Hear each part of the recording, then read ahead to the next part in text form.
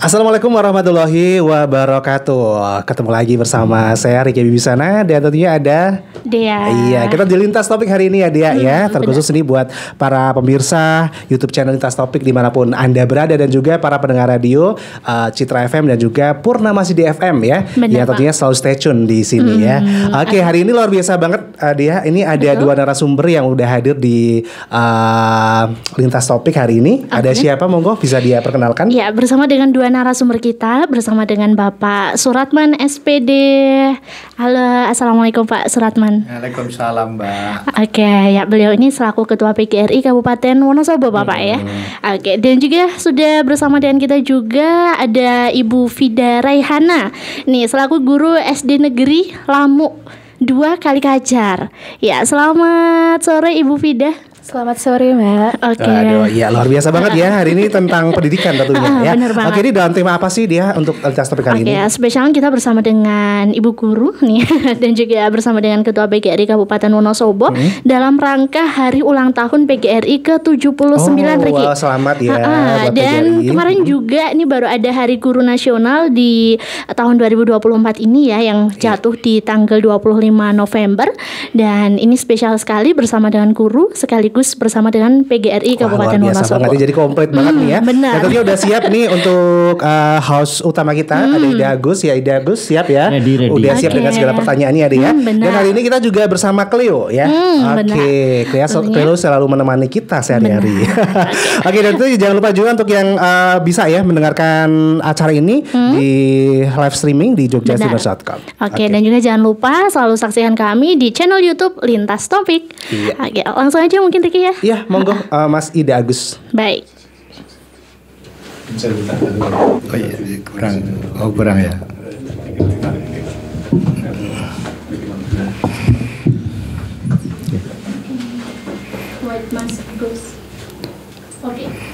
Oke, thank you Ricky dan Dea ya, Sobat Citra, sahabat Purnama CD serta penonton Lintas Topik. Kita ketemu lagi di YouTube di podcast sore hari ini, di mana episode kali ini kita akan membahas berkaitan dengan Hari Guru Nasional serta Hari Ulang Tahun PGRI ke-79. Kita tahu bahwa dunia pendidikan di Indonesia dalam waktu-waktu terakhir ini menjadi sorotan, menjadi perhatian banyak pihak. Tidak jauh-jauh di Wonosobo pun juga begitu. Nah, berkaitan dengan Hari Guru serta Hari PGRI ini, kita akan berbincang-bincang lebih jauh, lebih banyak dengan dua narasumber yang sudah hadir di studio Lintas Topik. Saya perkenalkan meskipun tadi sudah diperkenalkan sama Dea dan Ricky. Yang pertama Bapak Suratman SPD MM sebagai Ketua PGRI Kabupaten Wonosobo. Assalamualaikum Pak Ratman. Sehat? Alhamdulillah. Udah lama nggak ketemu Pak. Terima kasih kehadirannya. Ya, siap. Dan di samping saya ini ada perempuan cantik. Wah, saya nggak panggil Bu, panggil Mbak aja. Ini kan masih muda banget ya. Mbak Fida Raihana, guru SD Negeri Lamuk 2. Lamuk ya. SD Negeri 2 Lamuk, Kecamatan Kalikajar di lereng Gunung Sumbing ya. Ya, kaki Gunung Sumbing. Oke, assalamualaikum. Waalaikumsalam. Sehat? Alhamdulillah sehat. Nggak nervous kan? Agak. Tenang aja. Di Lintas Topik bisa nervous, bisa tidak, tergantung kebutuhan klien. Pak Ratman, tahun ini kan tahun ke-79 ya, peringatan Hari Ulang Tahun PGRI. Yang pertama kita mengucapkan selamat ulang tahun Pak. Kemarin ya, tanggal 25 ya. Besok hari Senin. Kita tapping, kita siaran tanggal 26. Oh gitu. Iya. Nanti dipotong sebentar, menit berapa ini? 4 Nah, Mbak Fida kan Hari Guru juga ya, Hari Guru Nasional. Iya. Selamat Hari Guru. Ini kan kayaknya pas dibarengkan tanggalnya tanggal 25 November. Pak, saya ingin ke Pak Ratman dulu. Apa sih Pak makna ulang tahun PGRI ini di usia yang ke-79? Ya. Terima kasih Mas Agus. Jadi yang pertama saya atas nama Ketua PGRI Kabupaten Wonosobo mengucapkan selamat kepada para guru di semua tingkatan, baik PAUD, TK, SD, MI, SMP, MTS, SMA, SMK, bahkan di perguruan tinggi, terkait dengan pada tahun ini kita bersama-sama menikmati ulang tahun PGRI yang ke-79. sekaligus juga tanggal 25 November ini sebagai Hari Guru Nasional tahun 2024. Ya, adapun makna yang tersirat di dalam peringatan kali ini adalah guru bermutu, Indonesia maju. Tema tahun ini ya? Ya, artinya nanti diharapkan karena usia yang 79 ini tentu usia yang sudah cukup dewasa gitu. 79 sudah dewasa, para anggota PGRI yang tergabung di dalam keanggotaan di semua tingkatan ini tentu sudah dewasa dalam mengorganisir para guru dan tenaga kependidikan. Berharap ke depan itu guru lebih profesional, guru lebih bermartabat, guru lebih sejahtera dan terlindungi dan melaksanakan tugasnya. Itu Pak, ada kata kunci Pak, sejahtera dan terlindungi. Tapi kita belum masuk ke situ Pak, kita masih yang ringan-ringan dulu gitu kan. Saya lihat Mbak Vida sudah mulai gregetan gitu. Tenang aja Mbak Vida, ada catatnya. Anggota PGRI itu berapa sih Pak di Wonosobo? Sekarang ada sekitar yang terdaftar di data itu sekitar 4.850-an. 4.850 itu tergabung dalam terbagi dari mulai tingkat terendah apa SD? Iya, PAUD sampai PAUD juga masuk di PGRI. Ya. Tapi belum semua guru ini masuk ke anggotaan PGRI secara resmi. Kalau masuk anggota PGRI secara resmi itu karena sistemnya ada sel aktif, berarti mendaftar, tidak ada paksaan. Jadi kalau memang berminat ya mendaftar, berarti tercatat, mendapat KTA, punya hak dan kewajiban. Kalau yang sudah tercatat ada berapa Pak? Yaitu 4.850-an sekarang. Ada jumlah guru lebih ya? Iya, sampai 8.000. Iya. Pak, orang yang PAUD ini yang belum. Ya itu, orang tahunya kan kalau PGRI ini organisasinya guru SD, SMP gitu kan. Ternyata kan sampai ke tingkat perguruan tinggi dalam hal ini dosen itu juga masuk di keanggotaan PGRI. Kalau di Wonosobo sendiri gimana? Kalau yang di Wonosobo untuk di sini ada perguruan tinggi musik itu belum ada yang berminat ingin ada. Satu pun kayaknya belum ada. Oke. Itu butuh sosialisasi Pak. Iya. Saya masih ingat ketika saya di organisasi dulu kan kalau Pak Ratman menggunakan asas stelsel aktif ya. Kalau di kita dulu kan stelsel pasif, secara otomatis tergabung gitu, meskipun nggak aktif semua gitu kan. Oke, Mbak Vida, jadi guru itu sudah berapa tahun? Baru 2 tahun. Baru 2 tahun. Iya. Kesan-kesan dari guru gimana? Ada senangnya, ada gregetnya. Oh gitu. Ini berarti yang di Lamuk itu pengabdian pertama? Iya, pertama. Itu kok bisa di sana? Kenapa nggak milih di SD yang dekat dengan rumah atau dekat kota gitu? Rezekinya di sana. Oh, rezekinya di sana. Gitu. Nah, saya ingin tahu Mbak Vida, pengalaman mengajar di SD pinggiran ya, bukan mungkin itu nggak pinggiran lagi kalau di Lamuk ya? Gunung itu. Di pinggir lereng Gunung Sindoro kan? Nah, itu gimana? Kalau dari masyarakatnya mungkin karena di daerah pegunungan lebih santun, lebih menghormati guru-gurunya, lebih misalnya santai gitu orangnya tuh. Terus kalau murid-muridnya ya namanya anak-anak tetap ada yang nakal, ada yang baik, macem-macem. Oh gitu. Tapi nakalnya nakal anak-anak toh? Iya, nakal anak-anak. Oh, gitu. Nggak ada nakal-nakal yang lebih dari anak-anak yang sekarang ini dijadikan sorotan? Enggak sih, masih aman dalam masih aman ya. Aja. Kalau boleh tahu latar belakang Mbak Vida ini alumni mana? Alumni MAN 1 Wonosobo. Alumni MAN 1 Wonosobo. Nanti saya tanyakan ke Pak Ratman juga nggih. Pak, kalau dulu itu kan untuk jadi guru itu kan alumni SPG ya. Kan memang disiapkan jadi guru sejak mulai sekolah. Tapi sekarang kan SPG udah hilang. Mbak ngajar SD dengan latar belakang keilmuan yang berbeda itu awalnya gagap enggak? Tetap susah ya, tapi kan kalau lama-lama belajar bisa agak mudah gitu. Kalau Mbak Vida ngajar guru kelas apa bidang studi? Kalau sekarang lagi nggak dapat kelas semester ini, kalau yang sebelumnya ngajar kelas 3. Kalau sekarang berarti ngajarnya? Sekarang lagi ya bantu-bantu gitu. Oh gitu ya, pocokan artinya ketika ada mungkin guru kosong seperti itu. Iya. Tapi nggak ada khusus bidang studinya ya? Enggak. Sekarang sih lagi sibuk ngelatih pramuka, mau ada lomba di Kalikajar. Oh gitu. Iya. Tapi untuk meningkatkan ini kapasitas pemahaman keilmuan juga kuliah nggak? Kuliah. Di mana? Universitas Terbuka Wonosobo. Jurusan PGSD. Oh, itu linear ya, dengan linear. keilmuan yang nanti tetap dijalani seperti itu. Ya. Nah, Pak Ratman, kayaknya tahun 2000 ya, atau 2000 berapa SPG hilang. Gitu kan? Nah, sekarang ini kan generasinya Mbak Vida dan lain-lain kan generasi apa ya, generasi SMA, generasi SMK, dan lain jadi guru. Kira-kira ada perbedaan nggak Pak cara pengajar, kapabilitas guru itu sendiri, keilmuan? Ya, jadi tugas guru itu kan sungguh mulia karena mendidik, mengajar, melatih, termasuk membimbing dan menilai. Ini memang butuh keilmuan yang khusus yang dididik sejak paling tidak tingkatan SMP masuk tingkatan SLTA seperti SPG zaman dulu. Jadi terbentuk disitulah karakter seorang guru yang memang dapat digugu dan ditiru, baik apa ini tingkah lakunya, terus pakaiannya, dan teknik cara mengajarnya itu sudah komplit di SPG. Ya, dengan perubahan perkembangan zaman yang oleh pemerintah, maka sekarang kalau guru itu paling tidak sarjana, maka SPG dihilangkan. Dihilangkan.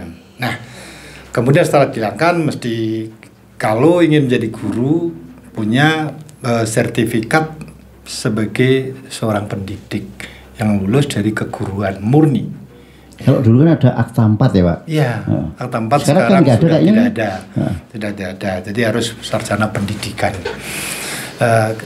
Mohon maaf Bu, Mbak, ya ini jadi ketika guru yang dari SMK seperti dari panjenengan atau SMA atau SMK masuk ke jajaran pengabdian di tingkat sekolah mengajar mesti agak kaget nih. Ya, karena tidak punya dasar ilmu. Ya, maka mesti butuh penyesuaian pada teman-teman senior yang ada situ, terus ngaji di situ, baru paling tidak 2 atau 3 tahun mesti sudah mulai menguasai. Oh gitu. Ada semacam kayak ilmu pedagogik kalau dulu ya Pak ya. Iya, jadi mereka tahu, guru itu tahu psikologi anak, terus metode pengajaran gitu kan. Nah, saya membayangkan ketika misalnya kayak Mbak Vida ini kan tahulah di SMA kan ya pendidikan umum, tiba-tiba harus mengajar, tidak dibekali keilmuan gitu kan. Mbak, jenengan semester 3 di UT. Sementara ngajarnya udah 2 tahun. Dulu di awal-awal penyesuaian materi pengajarannya seperti apa?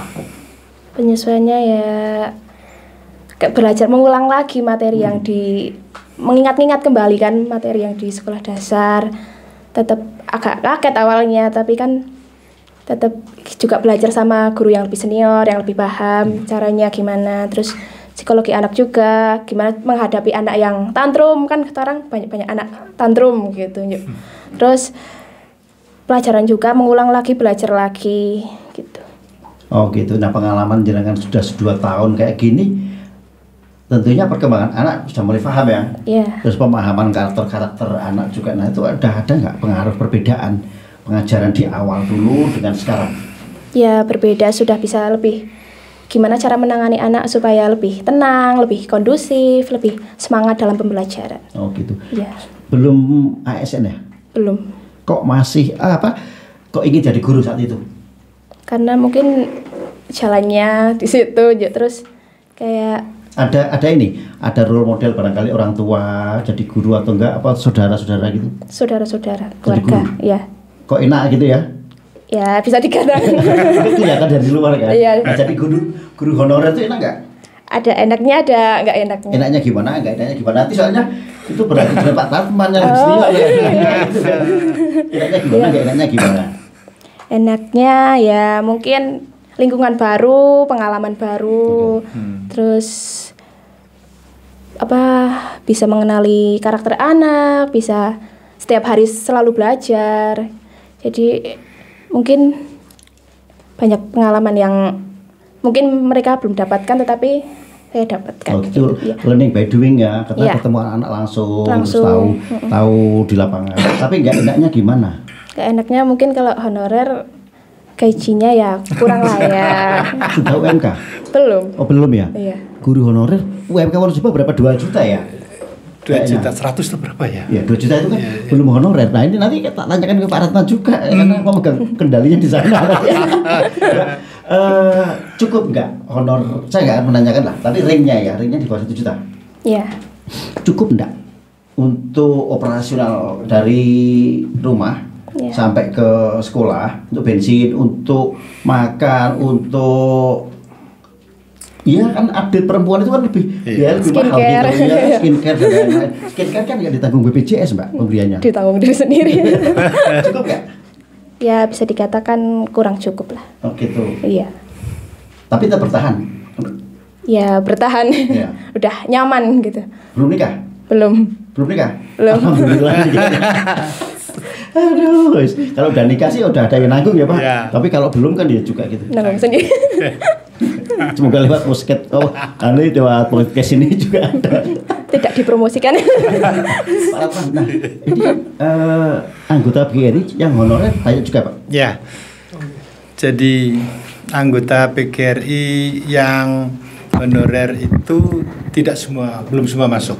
Rata-rata kalau sudah masuk ke P3K baru berminat ingin menjadi anggota PGRI. Oke. Tetapi kalau masih honorer itu biasanya belum kepingin ke situ. Ada Pak?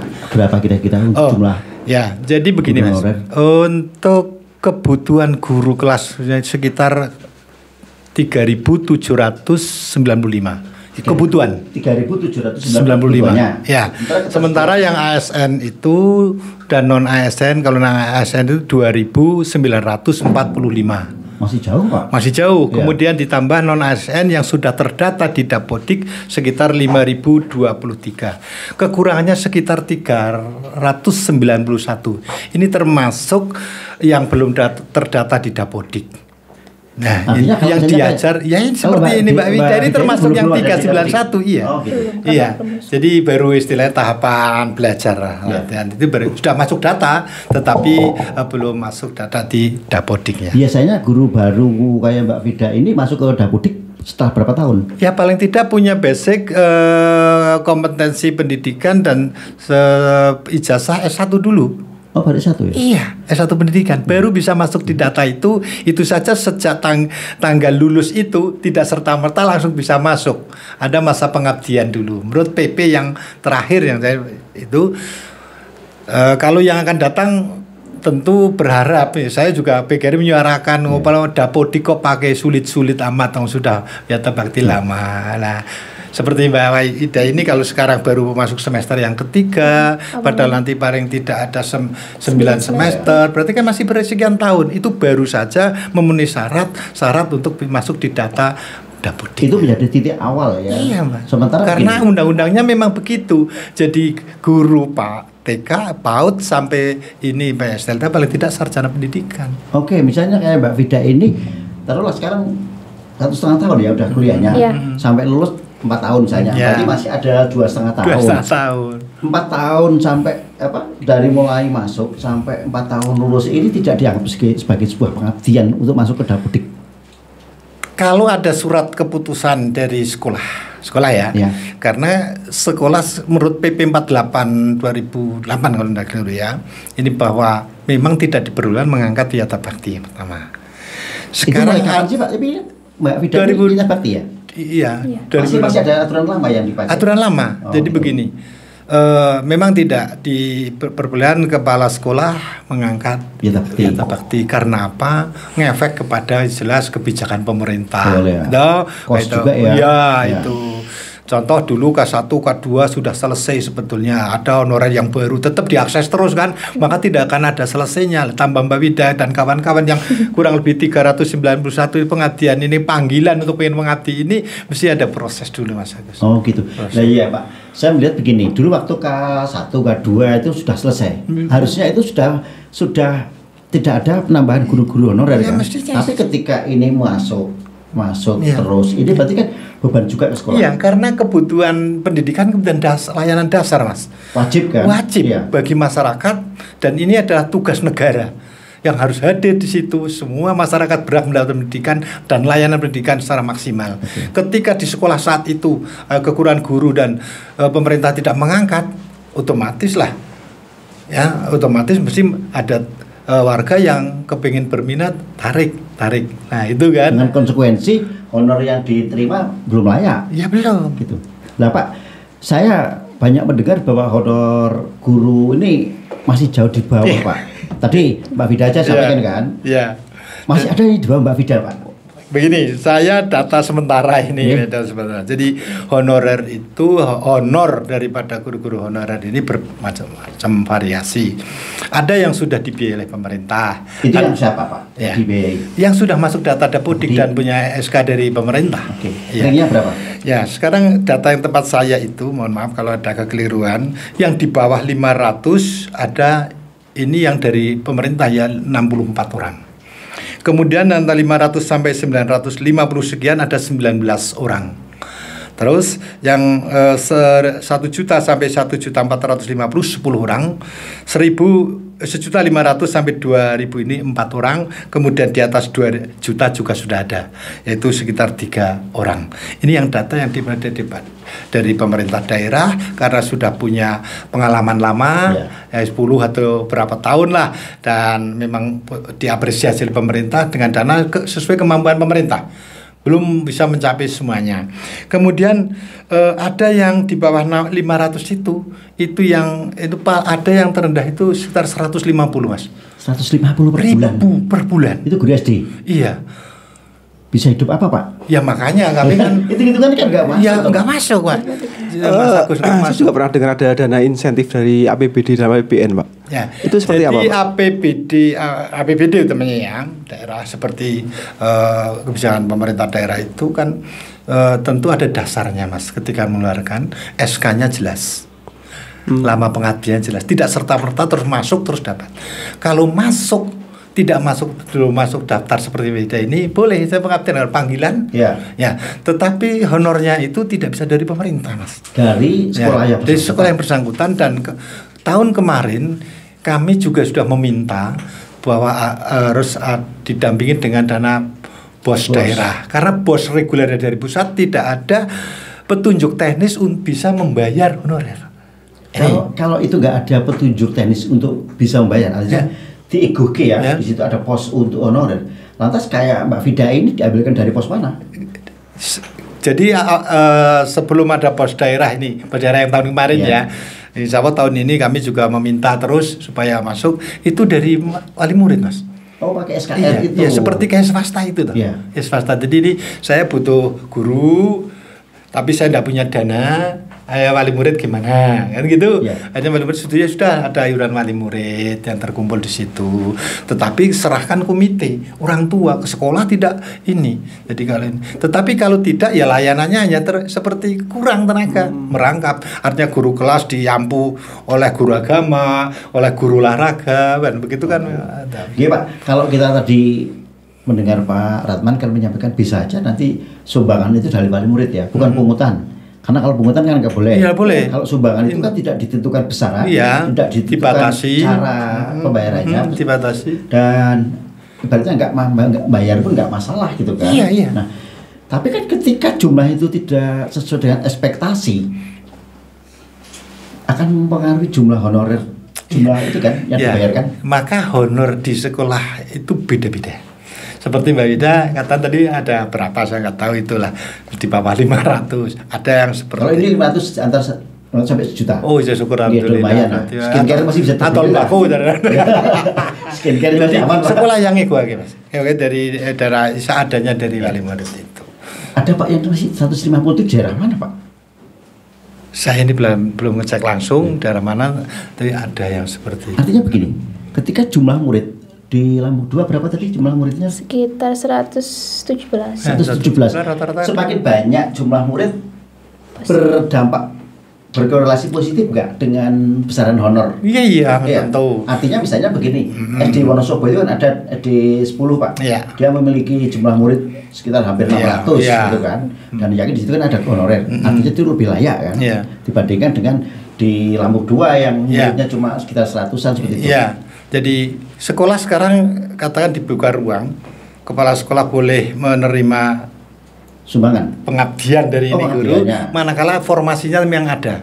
Kalau Mbak ini dulu punya kelas, kemudian ada guru yang dari P3K masuk, berarti formasinya sebetulnya tertutup. Maka yang bersangkutan nih Mbak Ida mesti tidak status menjadi guru, statusnya menjadi admin dan sebagainya. Nah dari dana admin itu, nah itu bisa ya. Admin keuangan atau admin apa, atau tambah kegiatan ekstra dan sebagainya, kumpul-kumpul sedikit demi sedikit, nah berjumlah yang seperti itu. Oke, Gitu, Mbak, jenengan pernah jadi guru kelas, tapi sekarang nggak dapat guru kelas, hanya setelah mocoi ya. Iya. Tapi tentang beban administrasinya seperti apa? Ya bebannya lebih, ya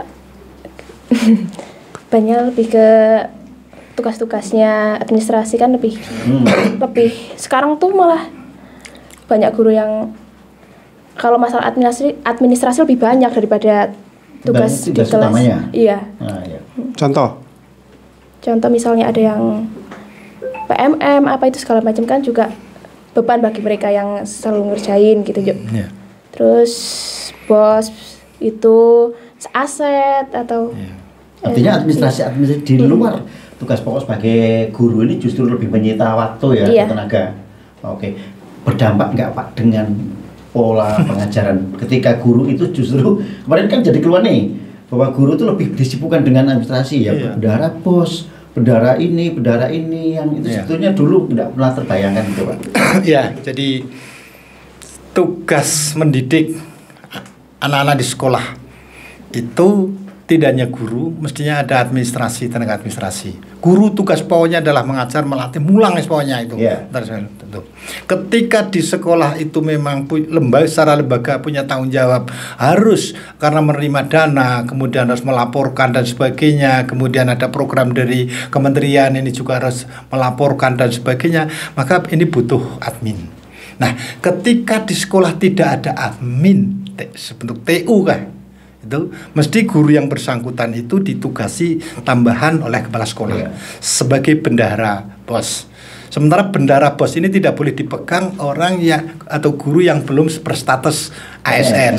Ya. Kayak Mbak Vida ini nggak boleh. Belum bisa. Tapi kalau bantu kan bisa, bantu adminnya. Di bawah kontrol dari ASN. Iya, itu artinya kan justru merepotkan tugas pokoknya biasanya karena tagihan untuk laporan administrasi baik PMM maupun bos maupun yang lain kan ada deadline waktunya yang harus. Padahal saya guru itu harus ngajar. Sementara kalau karena guru kelas ngajar sekarang karena ditimbali harus mengerjakan itu, ya otomatis menyelesaikan yang itu daripada bermasalah. Nah ini bisa ditangguhkan untuk hari berikutnya. Jadi proses pengajaran agak terganggu. Oh gitu. Sebentar, Mas Agus. Ini saya lagi bertanya-tanya nih. Kayak tadi disebut PMM, terus apa itu istilah-istilah tadi itu apa sih? Karena sebagai orang awam saya nggak tahu nih Pak. Iya Pak, PMM mungkin dijelaskan kalau bos. Bos saya paham lah. Tapi kalau yang tadi ada PMM ada itu apaan tuh? Kalau yang kayak bos itu tuh operasional segala macem, tetek bengeknya sekolahan. Kalau aset itu kayak barang-barang kayak segala. Oh inventarisir gitu? Iya. Itu setiap hari di data gitu? Ya enggak sih, tapi kan juga kalau gilirannya pas kemarin belum lama kan asetan itu juga semuanya dari buku satu persatu, dari barang semuanya dicap-cap gitu pakai itu ada barcode-nya harus dimasukin dalam aplikasi. Bukannya tugasnya pustakawan dia? Itu kemarin kerja bakti semuanya ikut harusnya ketika idealnya seperti itu. Persoalannya tidak setiap sekolah punya SDM yang sama gitu loh. Nah ini sekarang honornya berapa di Lambung? Ada berapa orang? Yang honorer? Iya. 4 orang? Iya. Ada TU-nya enggak? Adminnya? Enggak ada. Pustakawannya? Ada tapi iya. Gitu, Mas Agus, tanyanya gini toh Mas. Jangan spesifik itu Pak Ratman. Di Wonosobo, sekolah mana yang enggak ada honorernya Pak? Sementara ini kalau melihat data yang 391 ini hampir semua sekolah ada. Karena ada nggak yang tidak memiliki guru honorer? Artinya pure dia dari P3K atau saya belum punya data yang pasti. Yang jelas begini, ketika tahun kemarin katakan sudah ditutup dengan angkatan honorer 2023 kemarin ya. Sementara 2024 itu saya juga melepas pensiun rata-rata satu bulan itu 20 sampai 25 rata-rata. Berapa Pak? Tadi 20? saja saya melepas sekitar 20-an guru. Satu bulan pensiun. sekitar berapa? 20-an. 20 guru. Iya. Berarti dalam 1 tahun sekitar 240-an guru ya. Iya. Kalau pengangkatan katakan kemarin seperti yang kemarinnya sekitar 50 sampai berapa, jelas ini sulit untuk tertutup. Artinya keberadaan guru honorer itu menjadi sebuah hal yang selalu ada gitu kan. Selamanya Dibutuhkan. Iya. Dibutuhkan. Kecuali kalau zaman sistem formula yang dulu pengganti pensiun 25, ngangkat yang pensiun 25 itu tertutup terus. Oh gitu ya. Kalau sekarang nggak bisa ya? Enggak bukan begitu. Ya mungkin ya yang ke depan lah, mungkin ada perubahan lebih baik supaya kebutuhan formasi guru di sekolah dasar mau di SMP itu tetap bisa tercukupi secara rutin. Pak, apa yang sudah dilakukan? Artinya gini loh, ini yang pendapatannya seperti Mbak Dea, bahkan ada yang tadi disampaikan sekitar berapa 150. Ini kan secara moral tanggung jawab PGRI juga. Iya. Aku urus sejahtera. Iya. Tadi kan apa Pak? Gurunya sejahtera kan? Iya, nah, ini betul. belum sejahtera. Iya. Apa yang bisa dilakukan? Ya kami begini. Jadi berusaha kalau di tingkat daerah itu berusaha mendorong pada pemerintah daerah untuk anggaran Bosda paling tidak lah. Ya. Bosda itu bisa dianggarkan dan nanti tentu ya karena jumlahnya cukup banyak yang wiyata bakti atau honorer, kemudian kemampuan anggaran saya memahami belum mencukupi, tidak mungkin akan mencapai batas kelayakannya. Iya, kelayakan upah minimumnya itu tidak mungkin lah. Tapi paling tidak menghargailah jasa-jasa itu, karena saya memberikan hormat kepada para guru-guru honorer yang wiyata bakti ini telah menyelamatkan pendidikan, Mas. Coba kalau sekarang aja tinggal sedikit, kalau yang dulu kan ribuan, Mas, kekurangan. Satu sekolah mestinya guru kelasnya 3, 6 hanya 3. Yang 3 itu penyelamat, Mas. Coba kalau tidak, kasihan sekali, saya sangat hormat. Terima kasih atas panggilannya ke situ. Tapi kami selaku PGRI kan ya mitra, berikan masukan. Nah, terus berusaha kalau tingkat daerah begitu, kalau tingkat pusat lewat jalur birokrasi PGRI, tingkat provinsi, apalagi alhamdulillah itu ketua PGRI provinsi Pak Dr. Mudi itu menjadi anggota DPD RI, itu berharap bisa terus mendengar dan menyuarakan keluhan-keluhan daripada guru, khususnya meningkatkan kesejahteraan itu. Ya. Pak Ratma jadi ketua PGRI sudah berapa tahun Pak? Saya ini satu periode kalau ketuanya, jadi 5 tahun. Artinya kan sudah merasakan memiliki wakil di DPD Pak. Iya. Seperti apa ketika memiliki wakil di DPD dan itu betul-betul orang guru Pak? Ya, jadi kalau ketika tidak mempunyai wakil, tidak punya corong yang langsung sana mempunyai kebijakan, kita hanya menampung aspirasi, kemudian kita kirim ke tingkat atas di tingkat provinsi, dibicarakan di situ, kemudian melanjutkan juga menyampaikan aspirasi kepada penentu kebijakan DPR maupun DPD di tingkat pusat. Kalau tingkat daerah gubernur dan sebagainya. Tetapi kalau sudah punya DPD kan yang menampung sekaligus mungkin bisa memberikan suatu kebijakan. Ada jalan pintas ya, karena punya wakil di atas enteng gitu lah, ya. lebih enteng. Oke, Pak, guru honorer selama ini banyak dikesankan sebagai sapi perah guru ASN. Dalam hal ini begini, kewajibannya sama nih. Tapi ASN kadang-kadang yaudah ini singgara guru honorer wae. Nah ini loh, jadinya ada ketidakadilan di situ. Kewajibannya sama, beban lebih berat, tapi justru hak yang dia terima dalam hal ini honor itu jauh lebih kecil. Itu seperti apa Pak? Kalau saya sih belum begitu banyak melihat lah, artinya ada guru ASN yang baik PNS maupun P3K yang artinya tidak melaksanakan tugas dengan baik sekarang, karena ada tagihan khusus secara personal yang data-data mengikuti program Merdeka Mengajar itu kan harus sendiri Mas, tidak bisa, sehingga tetap guru itu mesti tetap mengajar. Kalaupun ada kegiatan yang memang dilaksanakan oleh dinas pendidikan kabupaten maupun korwil maupun kegiatan lain, waktu-waktu itulah yang nyulihi itu biasanya guru honorer yang memang belum terdata itu ya. Kalau tidak ada mesti dirangkap oleh guru yang lain. Mas Agus, sebentar, Mbak Dea, kalau ke Mbak Vida, di SD jenengan itu ada 4 honorer kan? Iya. Itu ada yang jadi guru kelas? Ada guru kelas, ada olahraga, ada pustakawan. Oke, rata-rata sudah berapa tahun pengabdian? Kalau yang Saya sama yang teman saya yang perempuan itu sama sekitar 2 tahun. Terus kalau yang 2 itu kan bapak-bapak itu sudah 10 tahun Sudah 10 sekitaran. tahun. Artinya kalau 10 tahun sudah masuk di Dapodik toh, Pak? Tinggal tergantung pendidikannya. Gitu. Iya. Gitu. Kalau Kalau itu itu udah memang kan ada yang sudah Iya. pendidikan memenuhi syarat pendidikan, sertifikat pendidik katakan. Ada juga yang memang kan ngadi terus. Jangankan itu, yang kemarin diangkat K2 saja yang mestinya harus S1 karena dulu linear S2, D2-nya. Ya sekarang masih ada juga yang belum S1. Oh, gitu ya. Kalau dulu kan banyak D2-nya ya, Pak. Iya, dulu kan banyak di 2 tuh kan. Kalau sekarang kan memang ditargetkan harus S1 kan. Iya, Karena iya. tuntutan ngajarnya keilmuannya juga harus lebih tinggi gitu kan. Oke, baik Pak. Nanti kita lebih banyak. Tadi saya masih ingat betul tagihan saya ke Pak Ratman, guru bermutu dan sejahtera itu. Tapi monggo Pak diminum Mbak Vida. Minumnya. Iya, iya. Dan kayaknya Anji juga mau nanya apa, Ji? Mau nanya apa ini? Oh iya, saya tuh ini Pak, kan ada beberapa tadi ngobrol masalah pernyataan bahwa guru bermutu dan sejahtera ya. Pak, untuk usia guru yang sekarang di data itu dari PGRI rata-rata usianya berapa sih Pak? Jadi guru-guru yang sekarang itu ya persentase untuk yang rata-rata kan usianya kalau dulu angkatan sekitar 35 ke atas. 35 tahun karena kemarin Lebih yang banyak tamat itu Pak ya? Iya. Lebih banyak itu. Iya. Sampai sekitar 50-an lah. Kalau yang 50 sana kayaknya ya wis tinggal Sedikit ya. Artinya ini di masa-masa Mebel produktif pensiun, ya, guru ya. ya. Kan ini ada isu nasional juga nih katanya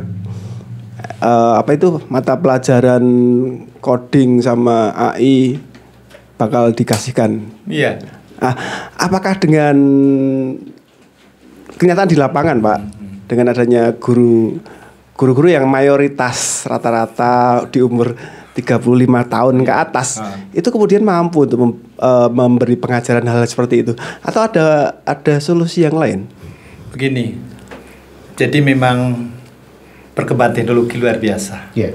Sampai sekarang udah sampai AI, kemudian besok kan apalagi cepat sekali ya, untuk mempermudah pekerjaan kita semuanya. Dan ini memang tidak mandang muda dan tua, tinggal semangatnya sebetulnya. Yang muda juga ada, yang muda juga ada, yang agak lelet, Yang gaptek juga ya. ya ada karena gan begitu. Tapi yang tua semangatnya juga ada juga yang banyak semangat itu. Maka tugas PGRI mengadakan suatu kegiatan pelatihan bagaimana cara memanfaatkan AI ini pada guru dan coding ini supaya bisa ini dipahami oleh teman-teman yang dalam proses mengajar. Kemarin saja saya itu di Padang Lintang juga ada pelatihan dengan ini model ini pada guru-guru, tapi tidak semua menjangkau guru sayangnya karena keterbatasan anggaran tentunya. Iya Mas. Terus yang disasar siapa aja Pak? Dari Sampel. perwakilan Sampel aja. sekolah yang gitu. dianggap mampu yang nanti bisa menjadi mentor di sana. Gitu ya? Iya. Pak, Kebijakan itu kan biasanya saya melihat nyambung yang tadi disampaikan oleh Anji ya. Ada guru nanti harus mengajar tentang AI, tentang coding. Saya membayangkan ini di sudut pandang Jakarta Pak, sudut pandang daerah belum tentu kan SDM-nya mampu. Apalagi taruhlah di SD pinggir gunung sana itu terus tiba-tiba Mbak Vida ini suruh ngajar tentang AI itu masih di awal-awal. Ya, jadi begini, perjalanan digital ini kan mesti harus dilengkapi dengan infrastruktur dan tenaga juga. Ketika strukturnya itu tidak tercukupi, jelas itu ada terjadi kemacetan. Maka guru kan ini kan hanya sebagian sarana untuk mempermudah. Ada sarana yang lain seperti katakan kalau yang mundur sedikit lah pakai PowerPoint dan sebagainya, tidak harus pakai aplikasi, dan aplikasi sederhana di kita itu ya tetap diterapkan di sekolah-sekolah desa. Kalau itu harus dijalankan dengan cara itu ya jelas tidak bisa. Seperti mohon maaf di daerah Lamu umpamanya terjadi mendung dan sebagainya, yang nggak bisa ngajar. Guru pada dasarnya kan bisa mentransfer ilmu, mendidik. Nah, kalau pola-pola yang lama dilakukan terus ada perubahan yang baru seperti ini lebih mudah. Kemudian sekarang tiba-tiba ada gangguan, otomatis kan tarik ke belakang, ya berarti bisa menyampaikan materi pada zaman itu. Dan juga mungkin dari murid, wali murid juga belum tentu siap dengan teknologi seperti itu kan. Betul. Lah Pak, saya juga ini sudah mulai agak panas nih Pak. Gitu kan. Anget ya. Iya, anget. Berkaitan dengan mutu guru, kemudian anak-anak sekarang kok mengalami perubahan attitude, perubahan baik guru pun juga hampir sama lah katakan.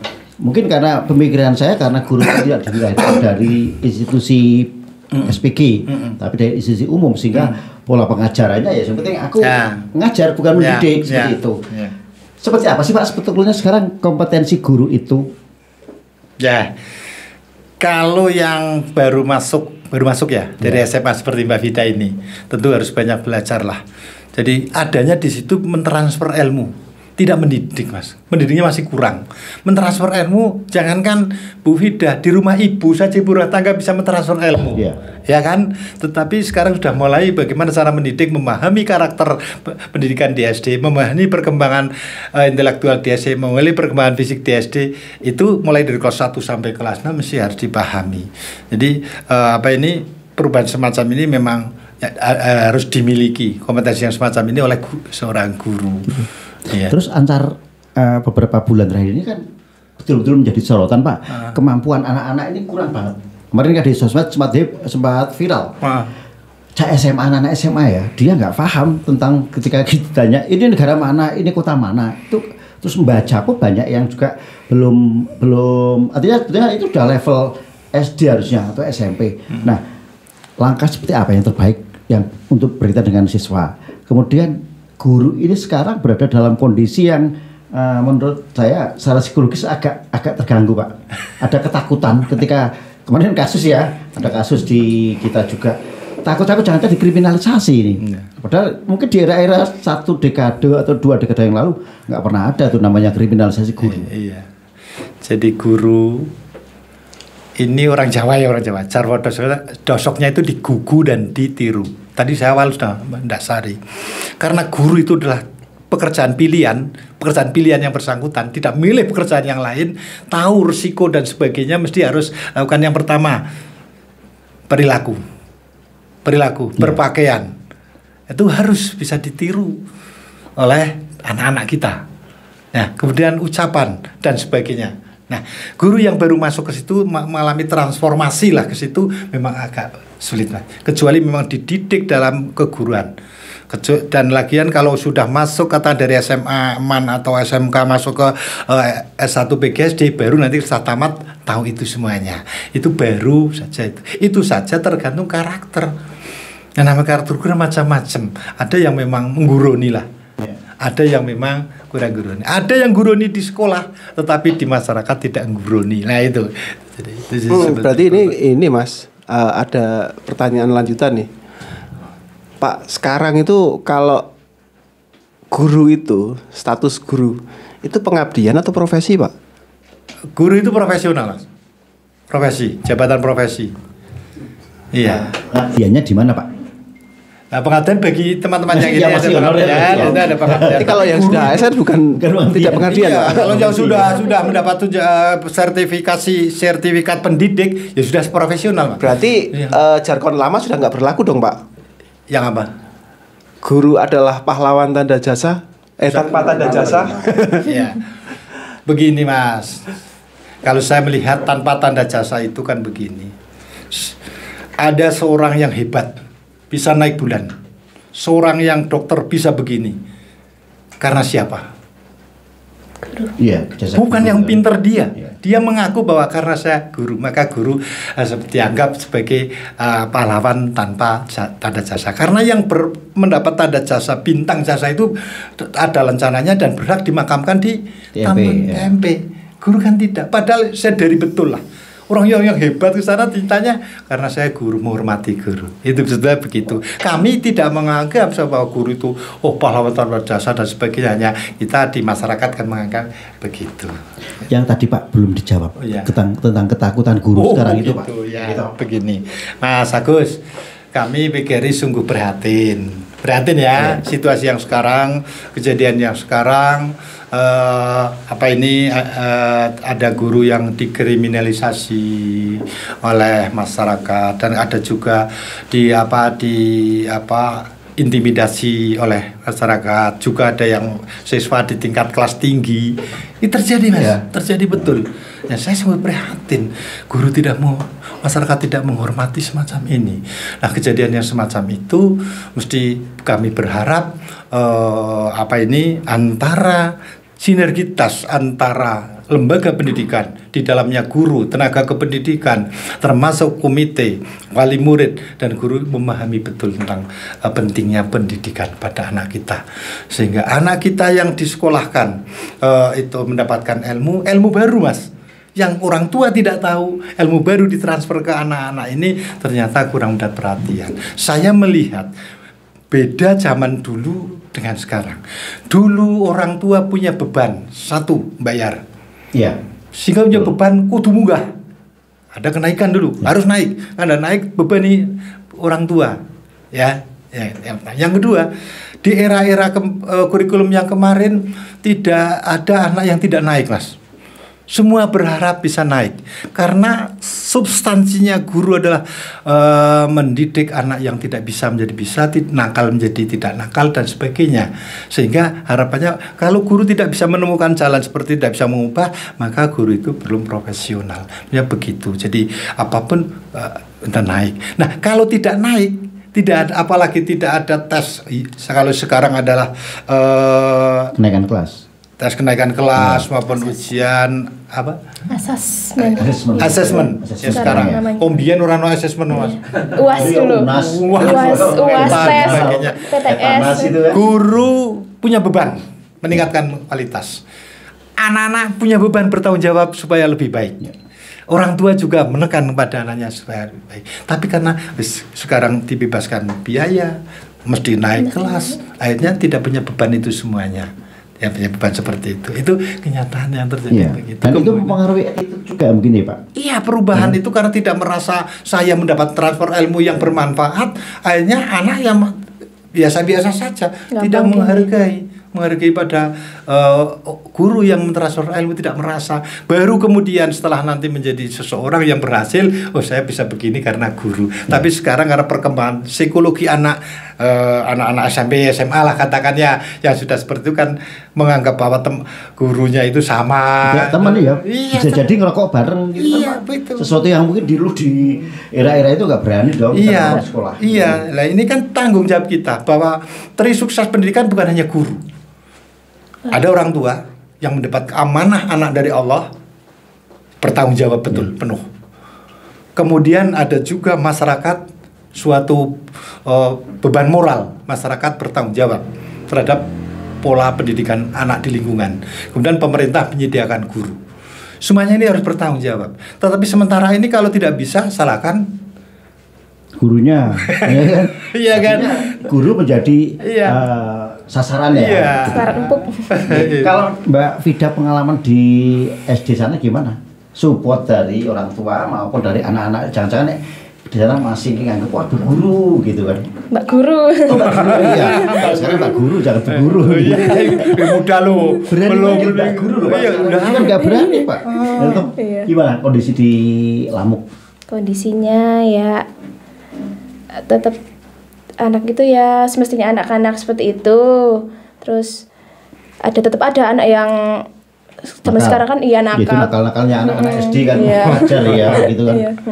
Terus orang tua gimana support dari tadi mungkin tentang penganggaran, misalnya kayak udah ada sumbangan dari wali murid ada nggak? Enggak sih, lebih ke ngukuk-ngukuki anggaran lah gimana gitu. Oh itu ya, artinya nggak ada gitu. Enggak. Dan tapi wali murid support, artinya gini, semoga kerja sekolah sih, penting saya sudah menyerahkan anaknya sekolah gitu ya. Iya, malah ada orang tua yang kalau anaknya salah dimarahin aja Bu, nggak apa-apa gitu. Oh gitu ya. Iya. Marahin aja nanti boleh. Terus dilaporin gitu. Dilaporin. Buka peluang. Itu tergantung penafsiran gurunya aja. Nah itu ya Pak, kalau kenakalan anak-anak kan wajar ya. Itu kan. Wong saya dulu mungkin waktu SD atau masih ingat betul ada kepala sekolah guru ngelempar papan. Paginya Rutui itu ya wajar aja. Kita menganggap itu bukan hal yang aneh gitu kan. Tapi sekarang di Jewer City dipisah City Wadulan. ini waduh ada nominal yang muncul di situ kan. Wah, duit. Lah Pak, ada nggak terobosan-terobosan yang dilakukan PGRI? Ini kan sudah mulai sebetulnya darurat Pak, darurat akhlak. Kan ini apa yang bisa dilakukan oleh guru? Jadi begini, pertama terkait dengan kasus macam itu, kami sudah hampir menyuarakan di tingkat guru, lembaga di tingkat ke pengurus cabang kabupaten sampai ke sana berharap ada perubahan peraturan perundang-undangan. Kuncinya ada di atas. Ketika ada kesalahan semacam itu niatnya dalam konteks mendidik, guru memang menurut Undang-Undang Nomor 14 2005 dilindungi dalam menjalankan tugas, dilindungi dalam menjalankan tugas. Tetapi ada undang-undang yang lain yang tidak bisa diterjang dengan itu. Undang-undang ini PP 74 dan ada SK Kementerian itu tidak belum bisa melindungi guru karena semuanya itu ada di pasal-pasal, bukan undang-undang khusus. Beda dengan undang-undang perlindungan anak yang katakan bullying begini, ceto jewer didik, ngonsernak sedikit itu aja bermasalah. Itu memang di undang-undangnya begitu. Jadi susah. Padahal dalam konteks mendidik sekarang ya begini, jadi tidak adalah guru yang berniat jelek lah. Ada anak yang bertengkar mesti coba dilerai, ada anak yang nakal mesti dinasehati. Karena tugas guru mendidik supaya lebih baik. Sebetulnya ini kalau diserahkan betul kepada guru, anak menjadi berkarakter baik, berakhlakul karimah, yang untung bukan guru. Guru hanya menikmati saja, oh itu berkarakter baik. Tetapi orang tua. Nah, karena orang tua kadang-kadang seperti itu, muncullah sekarang gamang di dalam ini mengajar. Guru olahraga bersentuhan dengan anak-anak, apalagi pas renang, lari, jongkok. Jongkok kalau dulu kan bokongnya di jalan, lari. Renang juga diangkat kan latihan. Nah ini kalau merasa anaknya itu kan saya ke tempat renang diangkat latihan kemek apanya itu kan jadi lapor kepada guru kan repot ini. Akhirnya ya udah masih cidik-cidik bae lah dolanan nangkon cipit-cipit karena takut kegamangan itu. Berharap sekarang PGRI dalam hari ulang tahun PGRI yang ke-79 dan Hari Guru tahun 2024 ini mengusulkan Undang-Undang Perlindungan Guru dan Tenaga Kependidikan. Tapi itu kemarin kan Wapres Mas Gibran sudah menyampaikan kalau mungkin dibentuk Undang-Undang Perlindungan Guru ya karena mengantisipasi apa yang sudah terjadi itu kan. Karena kan kemarin di Sulawesi itu jadi isu nasional, di Wonosobo juga isu nasional gitu kan. Nah itu kan bisa jadi kalau nggak ada Undang-Undang Perlindungan Guru yang spesifik, kasus-kasus seperti itu akan terus berulang Pak. Iya, makanya ini segera mesti kita mendesak kepada pemerintah. Mendesak dari pemerintah supaya segera diwujudkan Undang-Undang Perlindungan Guru dan Tenaga Pendidikan yang lebih spesifik, lebih jelas, sehingga ketika guru dalam konteks mendidik konteks mendidik, membentuk karakter dan sebagainya, kalau ada ucapan, perkataan yang mungkin agak keras dikit atau tindakan yang tidak merugikan anak lah, bentuk fisik tapi tidak merugikan anak, jangan ini menjadi alat untuk memojokkan guru. Kalau ini masih terus 5 tahun yang akan datang, dunia pendidikan nggak tahu ya kayak apa kan? Kalau dunia pendidikannya jalan saja, tapi masyarakat ini anaknya akan jadi apa nanti? Makanya guru juga bisa beralasan gini, yang penting saya sudah melaksanakan tugas, iya kan? Soal tanggung jawab yang lain itu sudah di luar konteks tugas saya gitu kan? Lah Pak, ketika mungkin Undang-Undang Perlindungan Guru bisa diusulkan dan nanti mungkin ada pembahasan. Di satu sisi guru kan jelas dilindungi Pak, tapi bagaimana nih dengan karakter anak, akhlak anak yang nampaknya attitude sekarang juga, kita prihatin, yang namanya sopan santun itu juga jauh menurun. Kemudian literasi kita Pak, literasi anak-anak mungkin nggak tahu kalau di kota aja kayak gitu kan. Ya, apalagi di gunung. Nah ini loh Pak, bagaimana meningkatkan pemahaman dan pengetahuan anak. Ya, jadi begini, semuanya kan berpegang, guru kan menjalankan aturan Mas, menjalankan kebijakan. Ketika kebijakan itu diizinkan membentuk dalam karakter seperti itu, insya Allah, dan disosialisasikan kepada anak dan wali murid, saya kira bisa menerima. Tetapi ketika sekarang itu katakan undang-undangnya yang melindungi guru tidak begitu spesifik, sehingga ada peluang ada undang-undang yang lain ini seperti ini, dan tentu diproses, ini yang menjadi masalah. masalah berat mas, masalah berat. Ini berdampak pada karakter untuk yang akan datang. Jadi kita guru itu kan jalankan kebijakan mas, kebijakan. Nah, kalau kebijakan masih seperti ini, saya yakin anak-anak yang lahir 10 tahun yang akan datang ya karena seperti itu. Terlebih bahwa mata pelajarannya yang ada sih, kalau dulu tempat kita ada bahasa Jawa dan sebagainya, di situ ada etika dan sebagainya, karo wong tuwa ya sungkem dan sebagainya. Sekarang katakan bahasa Jawa tidak ada waktu khusus, hanya ada di muatan lokal, itu kan sangat sungguh merepotkan Pak.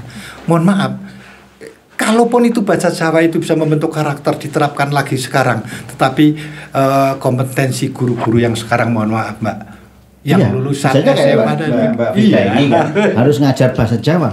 Bahasa Jawanya aja selama sekolah juga kan. Jangan-jangan ketika ngajari kula badhe kundur gitu kan. Ya. Kemampuan bahasa Jawanya bagus enggak, Mbak Vida? Kurang. Iya. Tapi ketika harus ngajar gimana? Tetap harus profesional. Nah, itu kan Pak, artinya potensi awal itu juga belum mendukung kan. Ini menjadi sebuah persoalan besar di dunia pendidikan. Karena ini Mas, saya melihat ya ada fenomena di tahun 2011-an, sekitar tahun-tahun itulah 2011-2010. Itu banyak orang tua yang lebih bangga saat anaknya berbahasa Indonesia daripada anak-anaknya berbahasa Jawa, Pak. Artinya sebenarnya ini kan sebuah fenomena ya, betul. Bahwa ngomong sopan santun tata krama itu bukan hanya Jawa. pendidik, tetapi itu orang tua. Iya Mas, jadi orang tua lebih keren mulai kecil. Bahasa Jawa, bahasa Indonesia. Ya, mungkin bahasa Inggris Mas. Malah bahasa Inggris sekarang lebih keren lagi kalau bahasa Inggris. Padahal etika yang ada di bahasa Jawa lebih mendasar, mendalam. Padahal lebih ke karakter ya pengaruhnya Pak ya. Kulon nuwun dan sebagainya. Nah, bahasa Indonesia orang kulon nuwun, permisi saja, degek saja begitu, boleh bahasa Inggris. Nah, di samping itu memang ada perubahan informasi yang semacam ini dari luar itu yang seperti itu, sehingga pada kadang masyarakat sing penting pinter moco, pinter nulis, pinter IT, pinter etika rendah diperhatikan. Nah, saya tadi matur, ini tidak hanya tanggung jawab guru. Ya, guru mau ngajari bahasa Jawa, guru niat sinau bahasa Jawa ngajari, tapi di rumah pakai bahasa Indonesia, ya kadang-kadang lupa. Betul, iya. Sama orang tua sendiri aja kadang-kadang kurang ajar Mas. Iya kan? Artinya saat di rumah aja sama orang tua dia berkata lantang pada orang tua, terus di luar seperti apa? Iya, makanya itu. Atau ini sudah mulai ada perubahan karakter ya, karakter masyarakat. Saya melihatnya yang namanya perubahan karakter itu kan nggak instan. Bisa jadi ketika Mbak Vida ini dulu SD, gurunya kan juga bukan alumni SPG, bukan didikan SPG.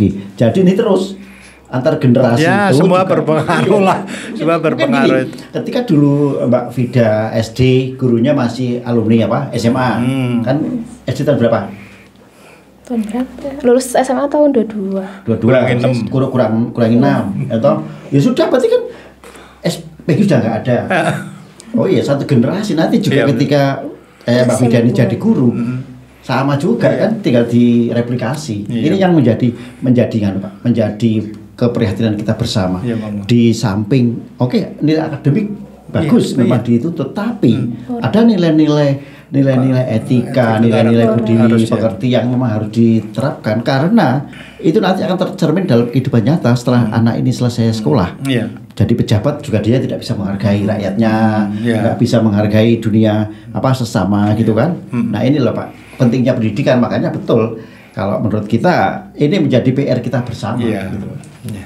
Jadi PR untuk pemerintah daerah melihat pemerintah untuk melihat kebijakan, terus perubahan guru juga ya, dari karakter seorang guru orang benar guru. Tadi saya sampaikan bahwa bahasa Jawa guru-guru yang sekarang tidak begitu paham. Tetapi perjalanan di sekolah bisa tukar Mas dalam mengajar. Saya dong bahasa Jawa. Oh iya. Gitu Mas. Yang sepuh itu ngajar. Terus yang sepuh ngajar, pas ngajar matematika udah saya gantian matematika.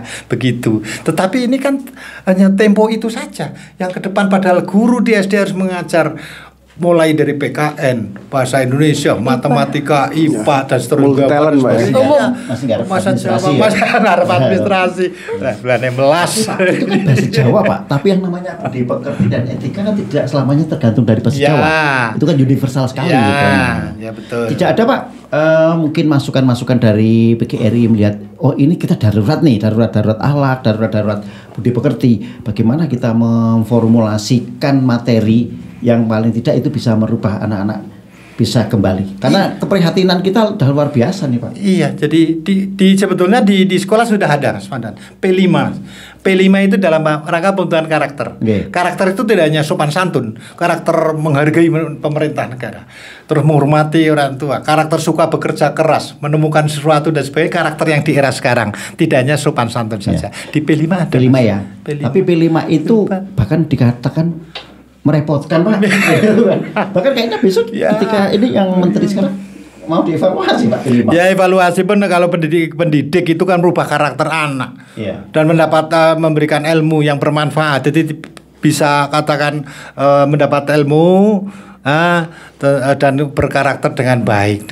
Ya, perubahan apapun mesti ada positif negatifnya. Tapi berharap dengan kehadiran beliau Pak Menteri Profesor Abdul Mukti ada perubahan yang baik, yaitu kurikulum yang akan datang bisa dilaksanakan oleh guru dengan baik sesuai kondisi situasi secara skala nasional. Wonosobo termasuk ini udah baik-baik. Coba kita kalau berpikir di pinggiran, Mas, gurunya kurang, gurunya seperti itu kan tidak bisa itu. Maka Tapi Wonosobo kan dari rating pendidikan di Jawa Tengah juga masih ya, memprihatinkan, Pak. jadi rating pendidikan itu termasuk kemiskinan itu karena sebetulnya tidak hanya kemampuan. Kalau kemampuan masuk banyak prestasi, Mas. Tetapi karena skala standar untuk menentukan standar pendidikan itu tidak hanya itu. Artinya ada juga anak yang tidak sekolah dan sebagainya. Masih banyak. Oh, fasilitas sekolah juga ya Fasilitas berpengaruh sekolah ya. juga tidak tercukupi dengan baik.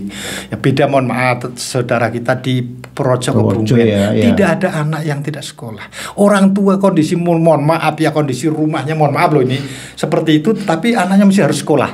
Kalau kita rumahnya sudah makro Menjadi prioritas. Artinya pendidikan anak itu iya, menjadi karena prioritas memang ya. situasi kondisi geografis yang tidak menguntungkan, Mas. Jadi kalau anak kita tidak memilih pendidikan, nanti akan bermasalah. Tapi tempat kita orang berpendidikan pohon, Yang penting rumahnya saya- bagus. bisanya bergawe bisa makan. Tapi ini ada saya sering mendengar, Pak. Heeh. Di akhir-akhir ini, Pak. Lah, kono sekolah dhuwur-dhuwur ya nganggur kok. Iya. Kae sing si A nggak sekolah ya sukses ternyata. Ya. Saya melihat fenomena itu agak sering nih Pak akhir-akhir ini. Jadi seperti apa tanggapan dari PGRI? Ya begini. Jadi anak sekolah kalau dulu tingkat SLTA saja 1-2, Mas. Sarjana apalagi. Sekarang SLTA persentase sudah banyak, sarjana sudah banyak. Harapannya orang tua, masyarakat ketika sekolah SLT atau sarjana kembali ke masyarakat mesti bisa dapat pekerjaan yang endingnya bisa menguntungkan, mendapatkan penghasilan. Yeah. Tetapi karena jumlahnya yang sangat besar dan karakter untuk berkaryanya kurang, akhirnya dia menjadi pengangguran. Ini yang menjadi kocok benggolo bagi masyarakat yang akan melanjutkan. Lah orang sekolah dur-dur, kayak paling sekolah dur ya kayak seperti itu. Tapi itu tidak menjamin bahwa tidak sekolah itu nanti jelek. Yang tidak sekolah mesti akan kalah. Kalau hanya ukuran materi, ukuran materi loh.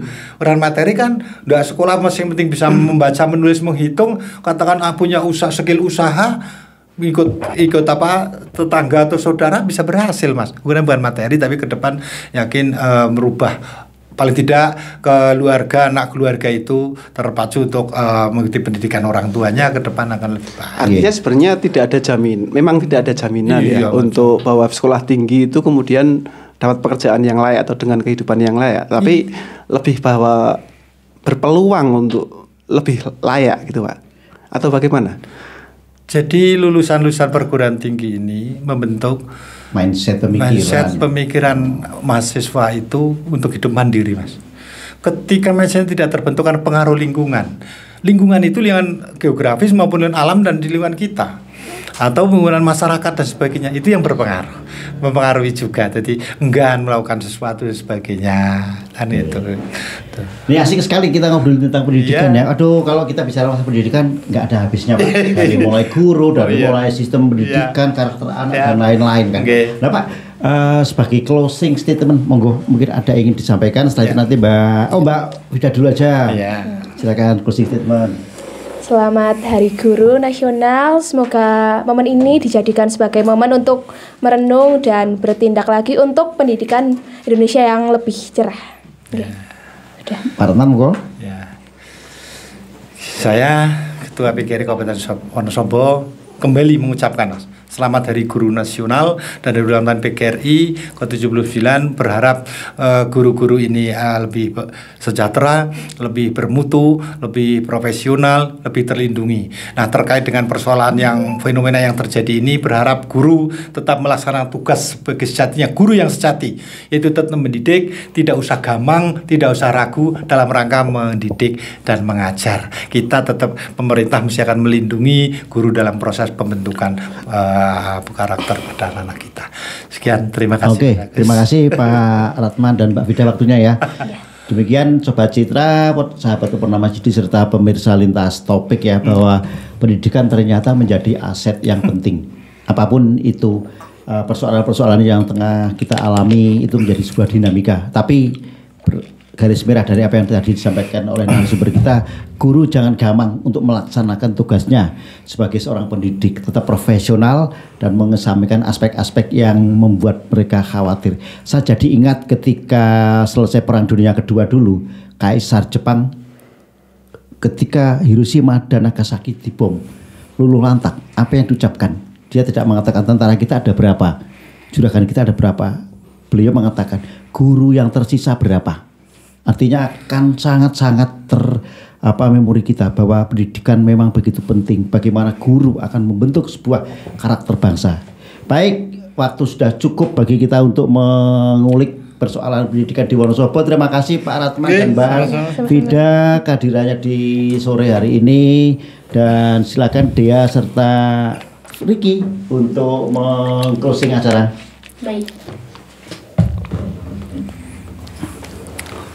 Baik, terima kasih Mas Ida Agus, terima kasih Pak Suratman SPD selaku Ketua PGRI Kabupaten Wonosobo. Terima kasih Mbak Vida Raihana, nih guru dari SD Negeri Lamuk 2 Kali Kajar ya. Oke, tadi panggil Bu, sekarang Mbak Ajar ya. Karena masih muda banget gitu ya. Iya, luar biasa banget ya. Dan kita sekali lagi mengucapkan selamat Hari Guru Nasional 2024 dan juga selamat HUT PGRI ke-79 ya. Iya, semoga guru-guru di Indonesia ini makin berkualitas gitu ya. Karena guru itu digugulan ditiru. Benar. Iya, dan selalu menjadi pahlawan tanpa tanda jasa ya Mbak Dia ya. Oke, dan kayaknya demikian ya untuk Lintas Topik hari ini, sangat luar biasa tentang pendidikannya. Semoga juga makin banyak anak-anak di Wonosobo ini yang tadinya putus sekolah jadi sekolah lagi, yang yang tidak mau sekolah lagi gitu kan. Dan juga mungkin untuk dia apa yang mau disampaikan lagi dia? Udah cukup sih sepertinya ya. Udah lengkap banget nih Ricky. Oke, Lintas Topik menyingkap isu, mengungkap fakta ya. Terus nantikan Lintas Topik di sesi berikutnya dengan topik-topik yang lebih menarik ya. Oke, dan saya Ricky Wisala pamit.